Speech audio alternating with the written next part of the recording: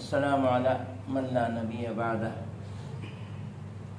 عبداللہ بن عمر بن عاص رضی اللہ عنہما سے روایت ہے، نبی کریم صلی اللہ علیہ وسلم نے فرمایا، مسلمان وہ ہے جس کی زبان اور ہاتھ سے دوسرے مسلمان محفوظ رہیں، اور مہاجر وہ ہے جو اللہ کی منع کردہ چیزوں کو چھوڑ دے۔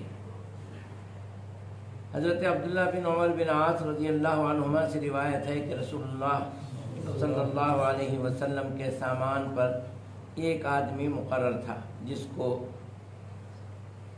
کرکرا کہا جاتا تھا، وہ مر گیا تو رسول اللہ صلی اللہ علیہ وسلم نے فرمایا وہ جہنم میں ہے۔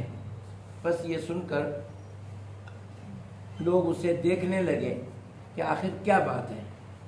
صحابہ نے اس کے پاس ایک عبا سیاہ دھاریوں والی چادر پائی جسے اس نے مال غنیمت سے چرا لیا تھا۔ ابو بکر نفع بن حارث رضی اللہ عنہ سے روایت ہے، نبی کریم صلی اللہ علیہ وسلم نے فرمایا، بے شک زمانہ جاہلیت میں جو زمانہ تھا وہ گھوم گیا ہے، اب اپنی اسی حالت پر جس میں اللہ نے آسمانوں اور زمین کو پیدا کیا تھا، یعنی روز آفرینش سے جس طرح سال اور مہینے تھے، اب پھر وہی حیت قدیمہ لوٹ آئی ہے۔ مشرکین عرب اپنی طرف سے جو مہینوں میں تقدیم و تاخیر کر لیا کرتے تھے، جسے وہ ہنسی کہا کرتے تھے، اب اسے ختم کر دیا گیا ہے۔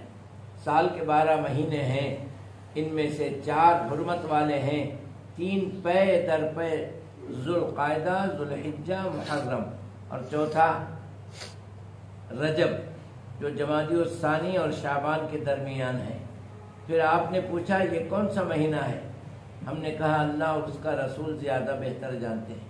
آپ خاموش رہے یہاں تک کہ ہم نے گمان کیا کہ آپ اس کے نام کے علاوہ اور نام سے اسے پکاریں گے۔ آپ نے فرمایا کیا یہ ذوالحجہ نہیں ہے؟ ہم نے کہا کیوں نہیں یا رسول اللہ؟ آپ نے پوچھا یہ شہر کون سا ہے؟ ہم نے کہا اللہ اس کا رسول زیادہ بہتر جانتے ہیں۔ آپ خاموش رہے حتیٰ کہ ہم نے گمان کیا کہ اس کے نام کے علاوہ کسی اور نام سے اسے پکاریں گے۔ آپ نے فرمایا کیا یہ شہر مکہ نہیں ہے؟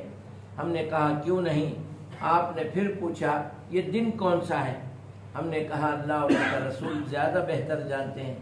آپ خاموش رہے یہاں تک کہ ہم نے گمان کیا کہ آپ اس کے نام کے علاوہ کسی اور نام سے اسے پکاریں گے۔ آپ نے پوچھا کیا یہ قربانی کا دن 10 ذوالحجہ نہیں ہے؟ ہم نے کہا کیوں نہیں یا رسول اللہ؟ آپ نے فرمایا بے شک تمہارے خون، تمہارے مال اور تمہاری عزتیں تمہارے درمیان آپس میں اسی طرح حرام ہے جس طرح تمہارے اس دن کی حرمت ہے، تمہارے اس شہر میں تمہارے اس مہینے کی حرمت ہے، اور عنقریب تم اپنے رب سے ملو گے، بس وہ تم سے تمہارے اعمال کی بابت باز پرس کرے گا۔ خبردار تم میرے بعد کافر نہ بن جانا کہ تم ایک دوسرے کی گردنیں مارو۔ سن لو جو یہاں حاضر ہے وہ غائب کو یہ باتیں پہنچا دے، اس لیے کہ شاید وہ شخص جس کو یہ باتیں پہنچائی جائیں ان سے زیادہ یاد رکھنے والا ہو جنہوں نے براہ راست مجھ سے سنا ہے۔ آپ نے فرمایا خبردار میری بات سنو اور بتاؤ کیا میں نے پہنچا نہیں دیا تم کو؟ سب نے کہا ہاں یا رسول اللہ۔ آپ نے فرمایا اے اللہ گواہ ہو جا۔ اس حدیث کو بخاری اور مسلم نے روایت کیا۔ ہم نے آج 3 حدیثیں پڑھی ہیں۔ پہلی حدیث جس کے راوی عمر بن عاص رضی اللہ عنہ ہیں، انہوں نے کہا کہ مسلمان وہ ہے جس کی زبان سے اور جس کے ہاتھ سے کسی کو تکلیف نہ پہنچے۔ تکلیف نہ پہنچے کا مطلب کیا ہے؟ زبان ایسی گندی نہ ہو کہ کسی کا دل دکھے، کوئی بات پر لڑنے لگ جائے، گالی گلوچ کرے یا ایسی باتیں کرے جس سے دل دکھے، یہ نہیں ہونا چاہیے۔ اور ہاتھ سے بھی کسی کو تکلیف دینے والی بات نہ ہو۔ اگر اس سے دوسرا مسلمان محفوظ نہیں ہے تو اللہ کے رسول صلی اللہ علیہ وسلم نے فرمایا یہ مسلمان نہیں ہے۔ مسلمان ہونے کے لیے ضروری ہے کہ اس کا بھائی اس کی زبان اور اس کے ہاتھ سے محفوظ رہے، اسے کوئی تکلیف نہ پہنچے۔ دوسری حدیث جو ہم نے پڑھی تھی، اللہ کے رسول صلی اللہ علیہ وسلم نے فرمایا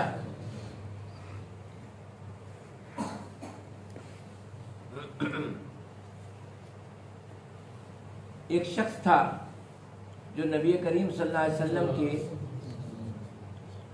مال پر نگراں تھا، اور وہ مال بیت المال تھا، تو اس نے جو ہے اس میں سے ایک چادر اور ایک عمامہ سر کو باندھنے والا اس کو چرا لیا تھا۔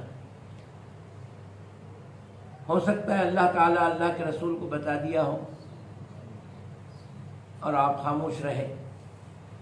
جب اس کا انتقال ہو گیا تو اللہ کے رسول نے فرمایا یہ شخص جہنم میں ہے۔ تو صحابہ دیکھنے کے لیے گئے کہ کیا وجہ ہے جس کی وجہ سے اللہ کے رسول نے اسے جہنمی کہا، جہنم میں ہے کہا۔ دیکھتے ہیں تو جا کر کے اس کے گھر کی تلاشی لی گئی، دیکھا گیا تو معلوم ہوا کہ وہاں سے یہ دو چیزیں نکلی ہیں، ایک چادر جس پر کالے دھاگے کی دھاری بنی ہوئی تھی، اور ایک عمامہ، یہ بیت المال میں سے وہ چرایا تھا۔ تو اب اندازہ لگائیے، چوری چوری ہوتی ہے لیکن بیت المال سب کا حق ہوتا ہے، کسی ایک کا نہیں۔ اس میں سے اگر کوئی چوری کر لے تو وہ مسلمان کیسے ہو سکتا ہے؟ مسلمان کے معنی یہ ہے کہ اس کی ذات سے امن پہنچے، دوسروں کو تکلیف نہ ہو۔ اور یہ چوری جو ہے ویسے بھی سخت جرم ہے، قرآن نے اس کے بارے میں السارق والسارقۃ فاقطعوا ایدیہما، چور مرد ہو یا عورت ان کے ہاتھ کاٹ دیے جائیں گے گواہ ملنے پر۔ ایسا نہیں کہ کوئی آ کے بول دیا یہ چور ہے اور جا کے اس کے ہاتھ کاٹ دیے، نہیں، بلکہ دو گواہ مرد ہوں تو، اور عورتیں اگر دیکھی ہیں تو 4 گواہ، چاروں کے بیان لینے کے بعد یا دونوں کے بیان لینے کے بعد اگر یہ بات ثابت ہو جائے کہ اس نے چوری کی ہے تو پھر اس کا حق۔ تیسری حدیث جو ہم نے پڑھی، اللہ کے رسول صلی اللہ علیہ وسلم لوگوں سے پوچھا یہ مہینہ کون سا ہے، یہ دن کون سا ہے، یہ جگہ کون سی ہے؟ تو یہ تینوں محترم تھے۔ عربی میں حرام کہتے ہیں منع کرنے کو، اللہ جس چیز کو منع کر دے اس کو حرام کہتے ہیں۔ اور مسجد حرام، یہ حرام گالی نہیں ہے، مسجد حرام کو اس لیے حرام کہتے ہیں کہ اس مسجد میں کسی قسم کی کسی کو تکلیف نہیں ہوگی، کسی جان کو، حتیٰ کہ آپ جوں تک نہیں ماریں گے، وہاں شکار نہیں کریں گے۔ اگر شکار ہے تو کسی کو بتائیں گے نہیں کہ دیکھو اس طرف شکار ہے، کچھ نہیں، کسی سے جھگڑیں گے نہیں، کسی کو ملامت نہیں کریں گے۔ یہ ساری چیزیں وہاں پر پروہیبٹڈ ہے، منع ہے، اس لیے اس کو مسجد حرام کہتے ہیں۔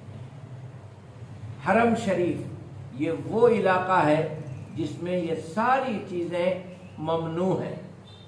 اس وجہ سے تو ہمارے ذہنوں میں جب بھی حرام کا لفظ آتا ہے نا، شراب کا لفظ آتی ہی باٹل ذہن میں آ جاتی ہے، چکر ذہن میں آ جاتی ہے، اور حرام کا لفظ لیتی ہی گالی ذہن میں آ جاتی ہے۔ ایسا نہیں ہے، حرام عربی لفظ ہے، اس کے معنی ہیں روکا گیا، منع کیا گیا۔ تو جیسے ذی الحجۃ الحرام، ذی قعدۃ الحرام، تو اسی طرح یہ شہر محترم ہے، احترام والا ہے، اسی حرام سے احترام بنا ہے، محترم بنا ہے، یہ روٹ ورڈ ہے اس کے، الحرام مصدر ہے۔ تو یہ شہر جیسے محترم ہے، یہ دن جیسے محترم ہے، ذی الحجہ کا، 10ویں ذی الحجہ کا یہ مہینہ جیسے محترم ہے، ایسے ہی تمہارا دوسرے بھائی کا مال تمہارے اوپر محترم ہے، اس کا خون تمہارے اوپر محترم ہے، اس کی عزت تمہارے اوپر محترم ہے۔ جیسے ان مہینوں میں کوئی ایسی تکلیف والی، لڑائی جھگڑے والی بات نہیں ہوتی، ممنوع ہے، ایسے ہی ایک آدمی کا خون، ایک مسلمان کا خون دوسرے آدمی پر ممنوع ہے کہ وہ اس کا خون نہ کرے، اس کی عزت اچھالے نہیں، اس کا مال کھائے نہیں، یہ سب محترم ہے تمہارے اوپر، یعنی حرام ہے۔ یہ بات سمجھانے کے بعد آپ صلی اللہ علیہ وسلم نے فرمایا تم کو مرنا ہے اور اللہ کے حضور پہنچنا ہے، اور اللہ تعالیٰ تمہارے اعمال کے بارے میں تم سے سوال کرے گا۔ اس سلسلے میں ایک اور حدیث بھی ہے، لا تزول قدم عبد حتى يسأل عن 5 عن شبابه فيما ابلى، عن ماله من أين كسبت ومن أين أنفقت، وعن علمه ما علمت وما تعلمت، کیا سیکھا اور کیا سکھایا، کہاں سے کمایا اور کہاں خرچ کیا، جوانی کیسے پرانی کیا۔ تو جب تک ان کے جوابات نہیں ملیں گے اس جگہ سے ہلنے نہیں دیا جائے گا۔ تو اللہ کے رسول صلی اللہ علیہ وسلم نے فرمایا یہاں جو کچھ بھی کرو گے وہاں تم کو جواب دینا ہے۔ تیسری بات آپ نے فرمائی، جو باتیں میں آج تم سے کہہ رہا ہوں تم دوسروں تک پہنچا دو جو یہاں اب حاضر نہیں ہے۔ تو یہ بات قیامت تک ہے، جو اس دن حاضر نہیں تھے ان تک پہنچانا، جس سے جس کو بات پہنچی وہ پہنچاتا رہے۔ اللہ کے رسول نے فرمایا ممکن ہے جو آج میرے سامنے جو مجھ سے ڈائریکٹ سن رہے ہیں، ان سے زیادہ یاد رکھنے والے، ان سے زیادہ پہنچانے والے وہ لوگ ہوں گے جو یہاں حاضر نہیں ہیں، اس لیے ان تک پہنچا دو جو یہاں حاضر نہیں ہیں۔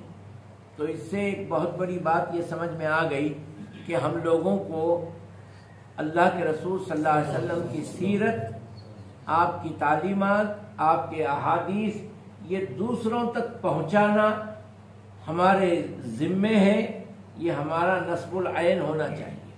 اللہ تعالیٰ سے دعا ہے کہ اللہ ہمیں ان لوگوں میں شمار فرمائے جو دین کے پھیلانے والے ہیں اور دین کی خدمت گزار ہیں، اور ہمیں کسی مومن مسلمان کو تکلیف ہماری ذات سے نہ پہنچے، ایسی توفیق عطا فرمائے۔ سبحانک اللہم و بحمدک، اشہد ان لا الہ الا انت، استغفرک و اتوب الیک۔